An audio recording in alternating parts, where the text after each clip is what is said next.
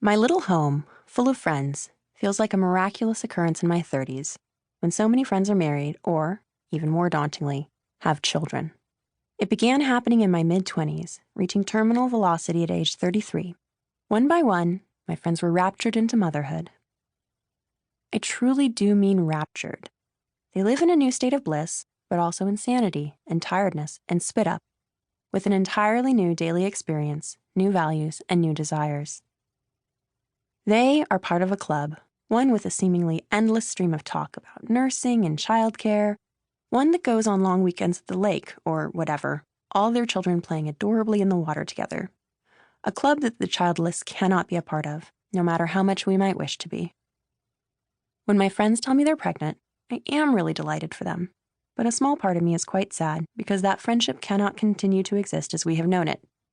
It's a unilateral decision on their part, as it should and must be, that radically alters the quality and quantity of friendship available. A close friend who has just as much time and energy for you as they did pre-baby is someone who is probably neglecting their child. It separates you. Your friends are just as important to you, but you have been knocked down several notches on their list of priorities. They have moved away to someplace they say is much, much better. So great, in fact, that you could never understand it unless you yourself sold off all your belongings and moved there. From where you're sitting, the new town looks exhausting and unrelenting, but they say it's worth it.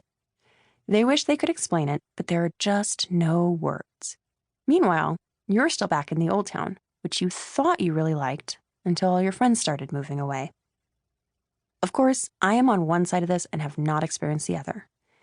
I know new mothers often feel a great loss of sense of self and invisibility. I know they are having their own very complicated feelings on the subject, but they so rarely express them, and when they do, they feel a need to immediately double back on themselves, perhaps so fate doesn't hear them talking carelessly. It's hard to articulate this friendship loss because I'm not supposed to feel this way. It's really, really selfish. A baby is a beautiful and joyful thing, and perhaps the biggest, most important step my friends have ever taken to experience their humanity to its very fullest. They, quite reasonably, are extremely wrapped up in this new pursuit. They want to talk to people who know what they're going through, not people who find the pregnancy and childbirth process kind of disgusting. Which, come on, they are. There are many miraculous, but also objectively horrifying things happening to a pregnant woman's body. A friend who had recently given birth could tell me her body was doing literally anything, and I would believe her. There is no level of body horror I would not nod at, working hard to keep my face in a calm, neutral expression. Yeah, around week 6, the nipples actually develop tiny mouths and start humming Toxic by Britney Spears if your baby feels bored or gassy. Even if your baby is miles away, the nipples just know. At 10 a.m., a smooth piece of obsidian pops out of my vagina, and I immediately eat it because my body craves volcanic glass.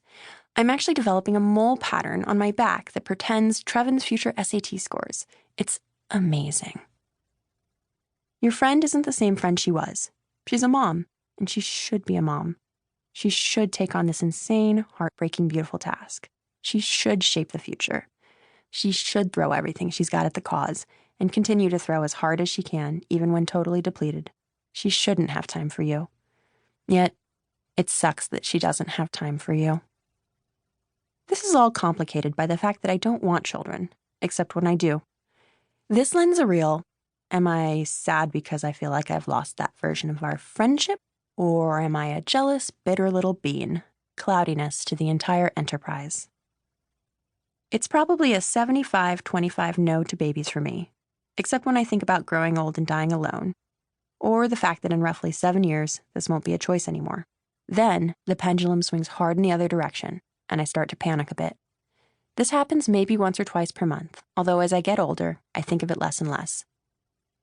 I definitely don't want a baby. They are loud and boring and exhausting. I'm not even sure I want a child. I love spending time with other people's children, and then I love handing them back and departing in a tiny, impractical convertible. Looking at the parents of a child under 6, I nearly always feel the deepest relief that it's them, not me. I can't imagine something that not only needs me all the time, but also needs me to be my best self.